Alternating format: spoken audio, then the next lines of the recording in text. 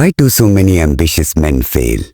Not because they lack strength, not because they lack wit, but because they cannot keep their mouths shut. They reveal their plans, and in doing so they hand their enemies the blade that cuts them down. Today I shall teach you one of Machiavelli's most ruthless rules for total power. Never reveal your plan.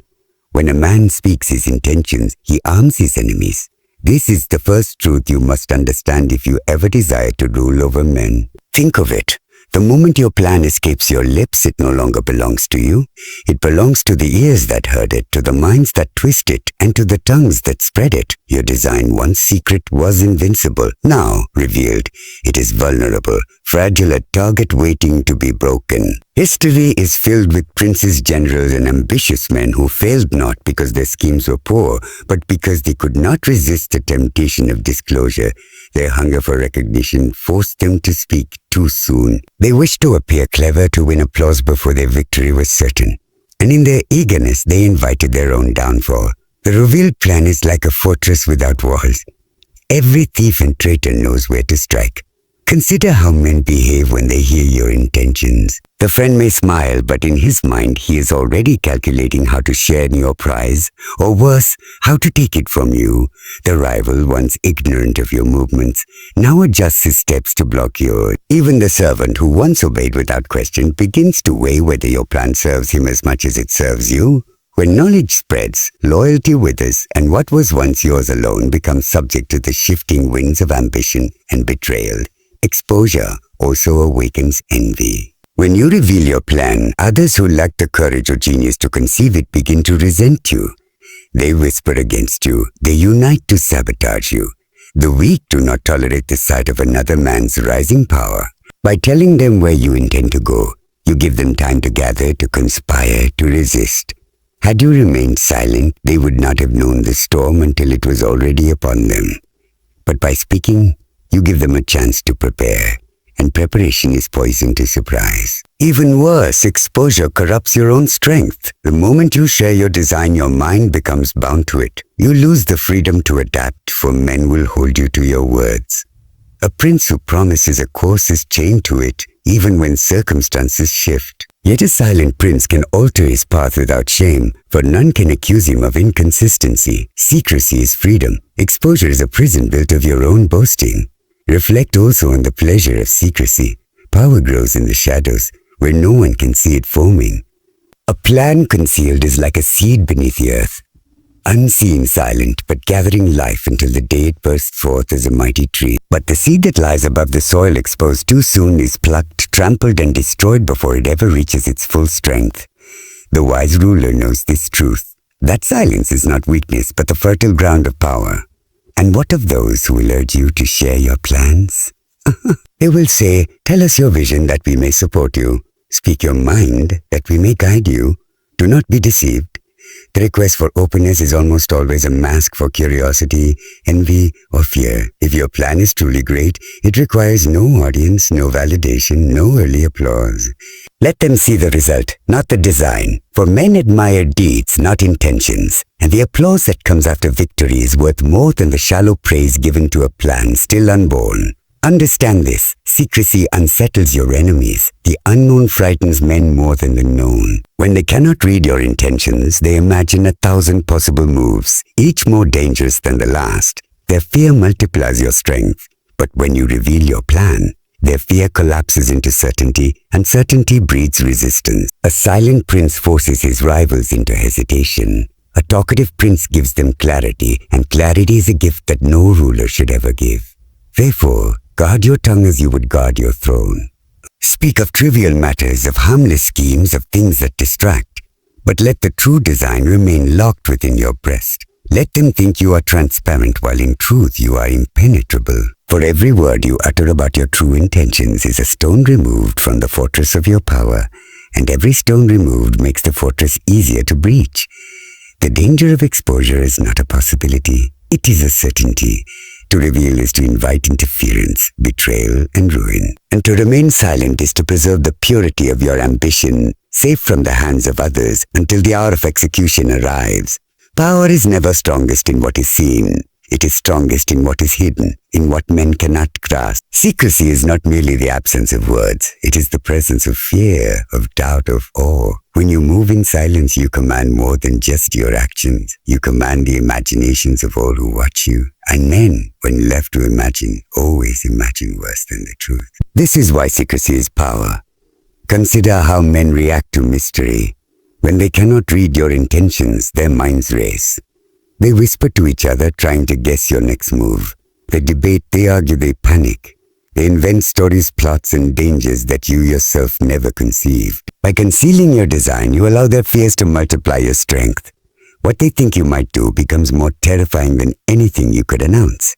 You gain the advantage without lifting a finger, for their own uncertainty fights on your behalf. The prince who speaks too freely gives away the battlefield. He lets his enemies see his map, measure his forces, and prepare their ambushes.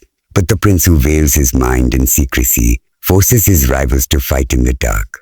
And in darkness, men stumble, they hesitate, they make mistakes. Your silence turns their certainty into confusion and their confusion into weakness. Thus, even before you act, you have already conquered them in spirit. Secrecy also commands respect. Men do not revere what they fully understand. They revere what escapes them. The leader who reveals every thought, every plan becomes familiar, predictable, ordinary. But the leader whose mind remains veiled in shadows becomes larger than life. His silence makes him appear deeper, wiser, more dangerous than he may truly be. Men project greatness upon the silent ruler, for they cannot measure his limits. And this illusion is as valuable as true strength. But do not mistake secrecy for passivity. It is not enough to hide. One must also create the illusion of disclosure. Give them fragments, trivial truths, harmless confessions. Feed their hunger with scraps while the feast remains locked away. Let them believe they see the whole picture, when in truth they hold only fragments of a puzzle too vast for their eyes. In this way you disarm suspicion. They think you are transparent when in fact you are impenetrable. This is the subtle art of the powerful. To conceal while appearing open, to hide behind a mask of candor.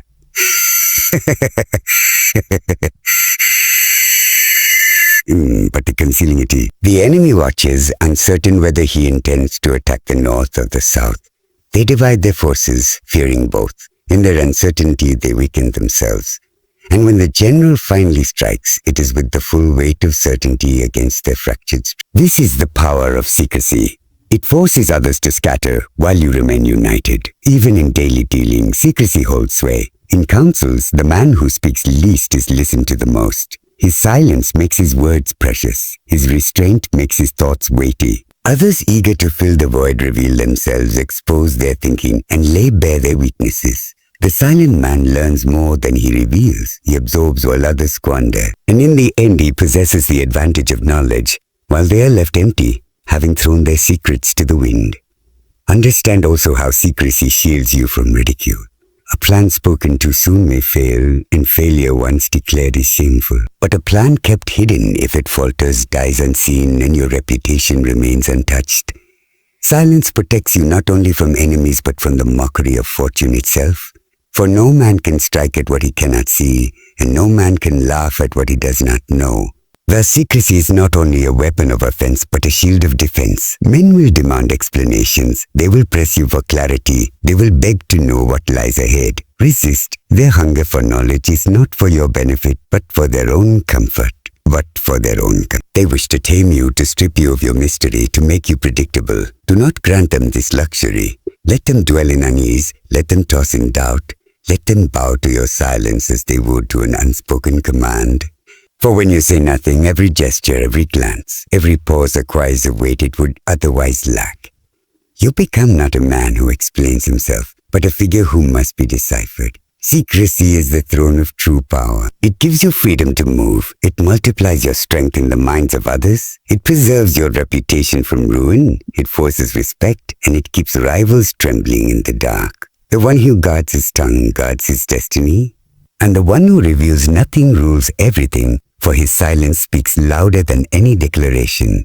A ruler who hides too much invites suspicion. Silence is powerful, but absolute silence can breed paranoia in the hearts of those around you. Men are not content with darkness forever. They demand light, or at least the appearance of light. This is why the master of power does not merely conceal his designs. He cloaks them with illusion. He gives the impression of openness, while his true intentions remain untouched, buried deep where no one can reach them. Understand this. Men crave certainty. They cannot endure not knowing where you stand, what you think, or what you plan. Their minds itch to penetrate the veil of secrecy. If you give them nothing, they will invent stories that may turn against you. But if you give them something, even if it is trivial, their hunger will be satisfied. They will mistake the fragment for the whole, the mask for the face, the shadow for the body. And in this way, you control not only what they know, but what they believe. The illusion of openness is a game of balance. You must never appear so guarded that men come to hate your secrecy, nor so open that they see through you. The art lies in feeding them carefully, like a keeper feeding scraps to a wild beast. Tell them of your smaller intentions, harmless goals, things that flatter them or benefit them, while the larger design remains locked away. They think they see your hand, but in truth, they see only what you allow them to see. This deception is not cruelty, it is strategy. It is how power protects itself. Men are easily deceived when they think you are confiding in them. Nothing flatters more than the belief that a prince has chosen to reveal his heart. When you lean close and whisper a plan, one that is unimportant, one that you have no need to protect, you will feel honored. They will guard your secret as if it were gold. In truth, you have given them nothing, yet they believe they hold everything. This illusion wins their loyalty, distracts their suspicion, and keeps them blind to your real intentions. The illusion of openness also disarms your enemies. If you appear secretive, they will sharpen their eyes and ears, hunting for hidden designs. But if you seem transparent, if you speak with ease, if you let words flow as though you have nothing to hide, their vigilance fades. They grow careless, they lower their guard. By pretending to open your chest, you put them to sleep. Meanwhile, the dagger of your true plan remains hidden beneath your cloak, waiting for the moment they least expect. Consider the courtier who rises too quickly. If he says nothing of his motives, his rivals will imagine conspiracies and plot to destroy him. But if he declares his intentions openly, even falsely, they will waste their time chasing the wrong prey. He survives not because he revealed the truth, but because he revealed what was convenient. His openness was a mask, and the mask saved him. Openness also has another use. It creates the illusion of trust. A leader who never speaks of his plans seems distant, cold, unapproachable. But a leader who occasionally shares carefully, selectively, gains warmth in the eyes of others. They think him genuine, human, perhaps even weak in ways they can understand. This lowers their guard. They stop fearing him as much, and in that space of lowered fear he gains the ability to maneuver freely. For men cannot resist those they believe they understand. The wise ruler knows how to stage his openness as if it were a performance. He chooses the right time, the right audience, the right words. He ensures that what he reveals serves him, either by inspiring trust, calming unrest, or misleading enemies. He never speaks carelessly, never exposes the core of his design.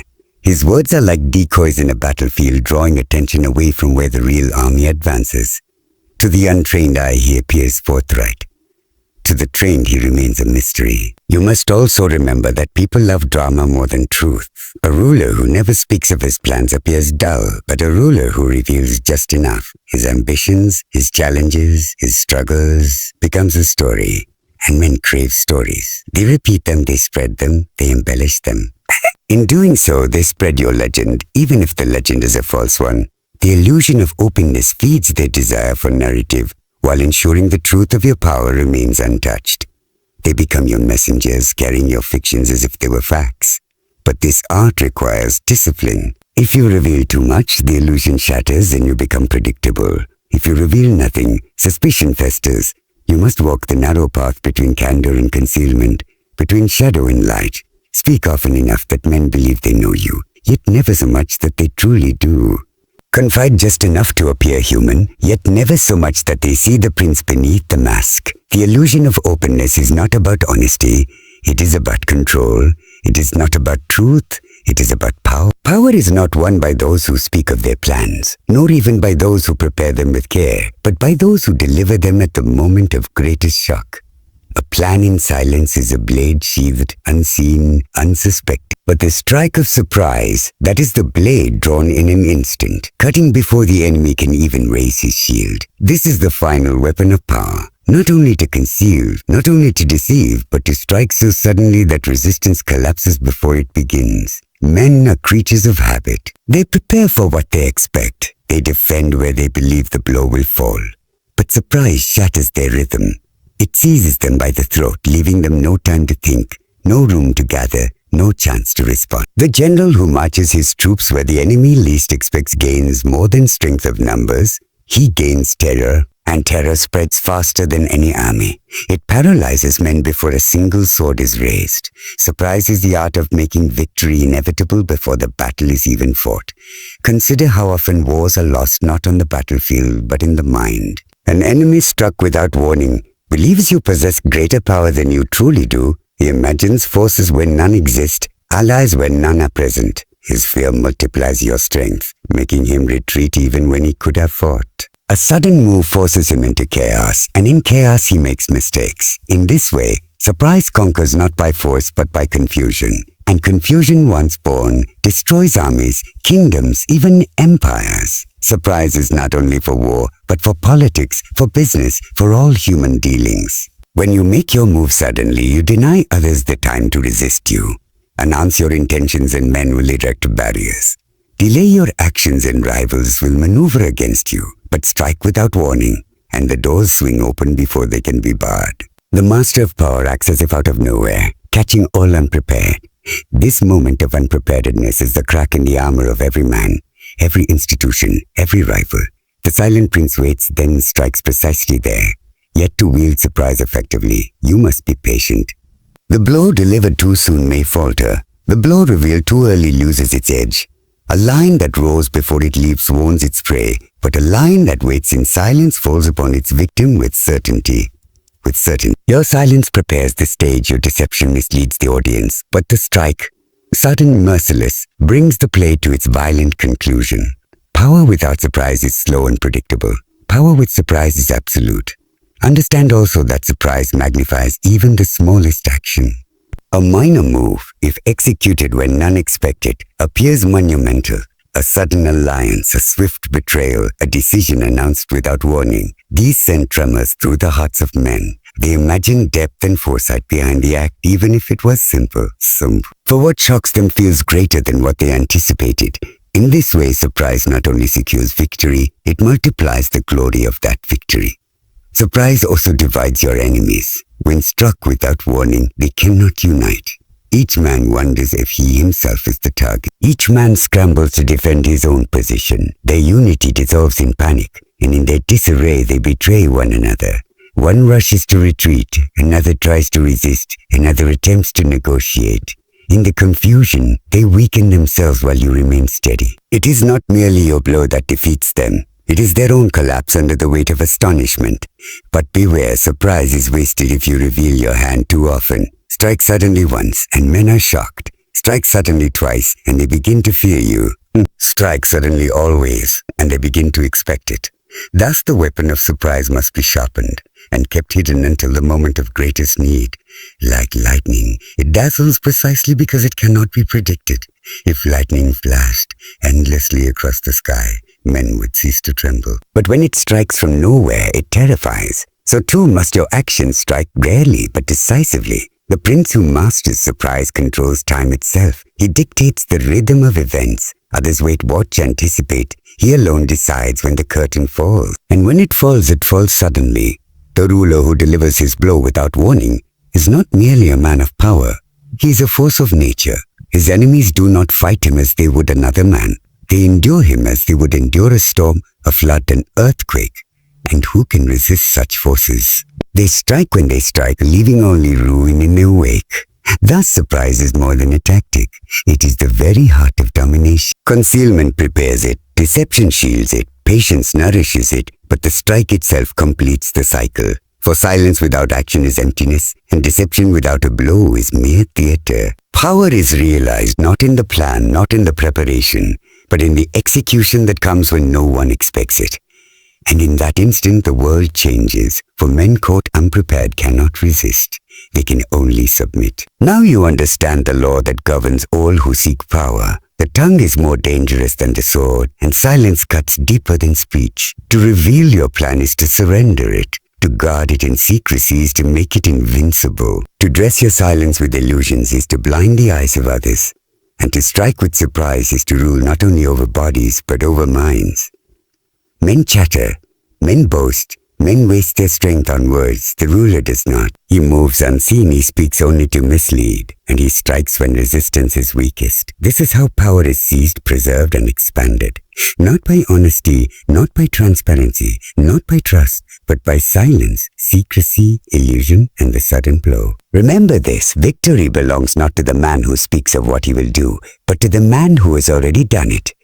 By the time they understand your plan, it must already be too late. This is the rule of Machiavelli, the rule of total power. Never reveal your plan.